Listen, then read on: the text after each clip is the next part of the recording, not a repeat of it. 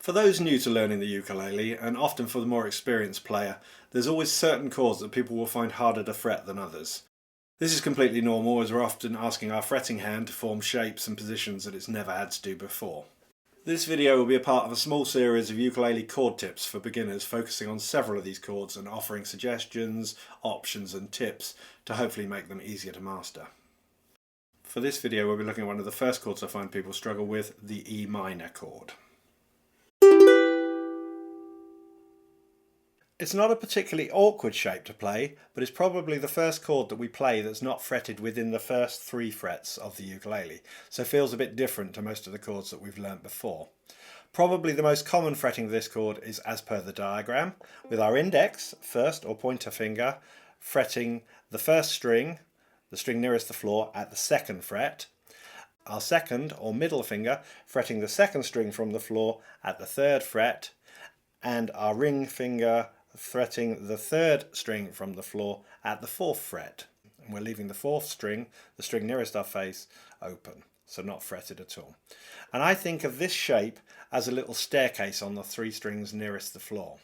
Now we need to make sure that we're fretting all of the strings as close as possible behind the fret wire in each case, and that we have a nice curl in our fingers, or curve, so that the tips of our first 3 fingers are fretting only the strings that they're meant to and not accidentally touching the strings next to them. So if I turn this around, hopefully you can see that my fingers have got a nice curl there, not touching anything there, to show you from the other side as well.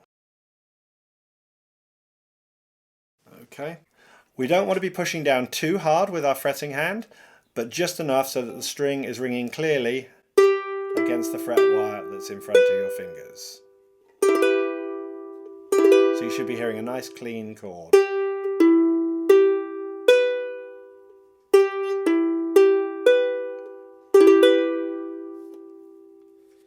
I also believe that thumb position is an important part of playing this chord.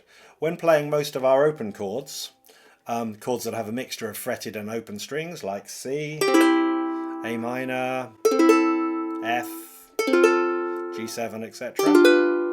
Many people, myself included, tend to play with their thumb sticking up above the fretboard here, as opposed to being behind the neck. Neither is right or wrong, but it's more a case of playing what suits you best. I personally think the E minor chord should be treated more as if we were playing a bar chord, which you quite possibly won't have tried as yet. A bar chord is a standard open chord shape moved further up the fretboard, normally with the index or pointer finger laid across the 4 strings behind it. In the example shown, by moving an F shape, F major shape, up 2 frets and laying our first finger across all 4 strings at the 2nd fret, we end up with a G major chord. This first finger is what's known as the bar. Bar chords will become very useful as you become more proficient in your playing, but for now we'll leave looking further into them for another video in this series.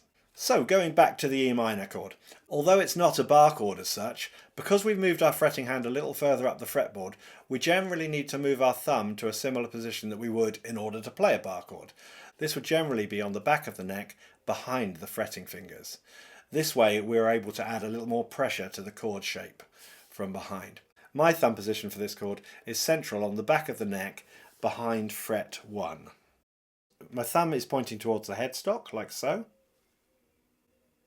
But everyone's hand anatomy is slightly different, so try experimenting with moving your thumb back and forth on the back of the neck behind the chord shape, and also the direction that the thumb is pointing, be it pointing towards the headstock, like mine, or maybe pointing vertically up when you're holding the ukulele, or somewhere in between. Whatever works for you. Try and let your hand decide how it feels the most comfortable and has the least tension.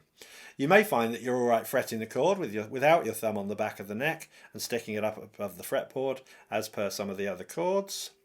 There's no definitive right or wrong thumb position, but essentially you want fretting the chord to be as easy and comfortable as possible and without it hurting. Once you've found a comfortable position for your fretting hand to make the chord shape, check that all the strings are ringing clearly when you strum. Try playing a full chord like this, and also try sounding the strings individually to check that there are no muted strings, for example. if you do hear a muted string, do a visual check to see if any of your fretting fingers are partially touching another string that they shouldn't be, and adjust accordingly until you're getting a nice clear chord sound. Obviously, the more you practice this chord shape, the easier it will become. I'm now going to show you a couple of other chord shapes options for E minor.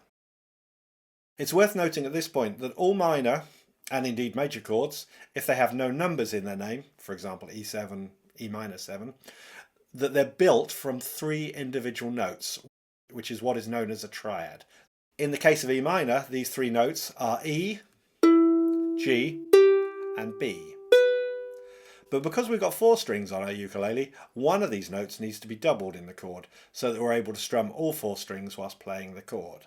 In the case of the E minor shape that we've been looking at up to now, the note that we're playing on the 3rd fret of the 2nd string, which is a G, is also the same as the open G string. So that is the doubled note, the G.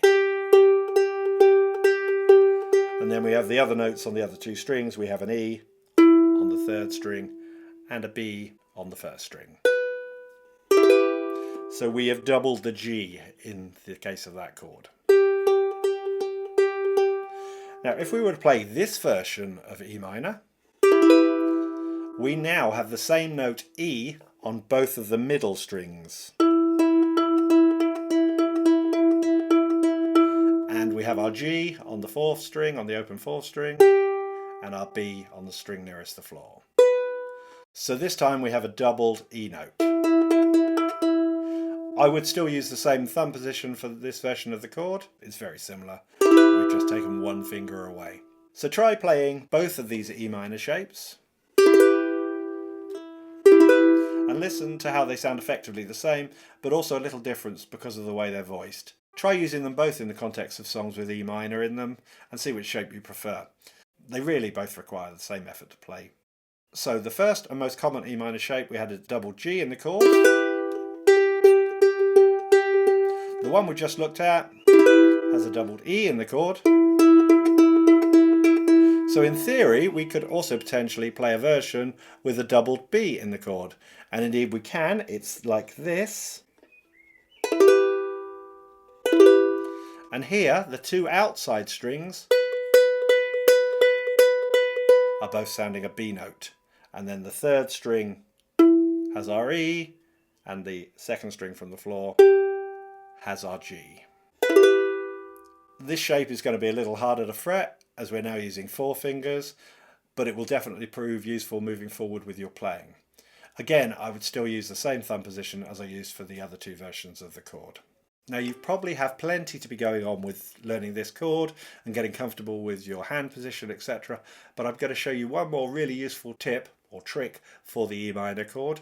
When playing songs in the key of G major and E minor, you will find very often that you're playing both a G major and E minor chords, because E minor is what's known as the relative minor chord to G major, and vice versa.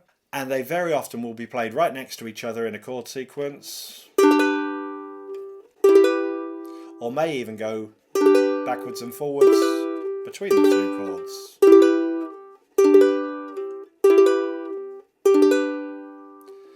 So if you were to fret a normal G major chord using the same fingering as per the diagram, in order to make this chord an E minor, all we have to do is add our little finger or pinky to the 4th fret of the 3rd string from the floor, and we turn what was a G major into an E minor. You still need to keep a nice curl in the fingers, and you may have to adjust your fretting hand a little so your finger reaches the 3rd string. My thumb, you will have noticed, has come over the top. That's how I normally play my G chord. And I'm just adding a finger to my G chord, so I'm quite comfortable with having my thumb over the top of the fretboard and not on the back of the neck, but some of you may find it's easier with it on the back of the neck. And what's happening here, our little finger is now cancelling the note that our first finger is playing, which was a D in the G chord, and now playing an E and giving us an E minor chord. So I take it off, I've got a G, add it, I've got an E minor.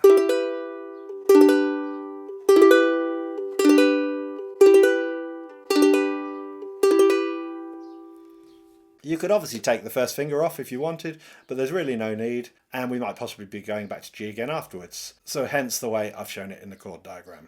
So just by changing one note in a G major chord, we can have a completely different E minor chord. This could prove really useful if we needed to change quickly between the two chords. For example, if we were playing a blues shuffle on a G chord, we could just add the finger to create an E minor for the single down strum on beats 2 and 4 on the bar, which would sound something like this. 1 and 2 and 3 and 4 and 1 and 2 and 3 and 4 and 1 and 2 and 3 and 4 and 1 and 2 and 3 and 4 and so on. So practice moving between a G and an E minor, both by changing the whole hand position and also by adding the little finger or pinky,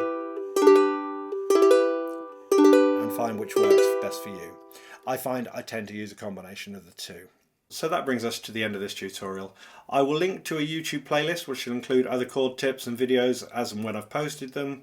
If you found this tutorial helpful, please consider subscribing to my channel, as I regularly post videos and tutorials for ukulele at all different levels. Please give the video a thumbs up and feel free to leave a comment if you have any questions. Thanks so much for watching, and bye for now.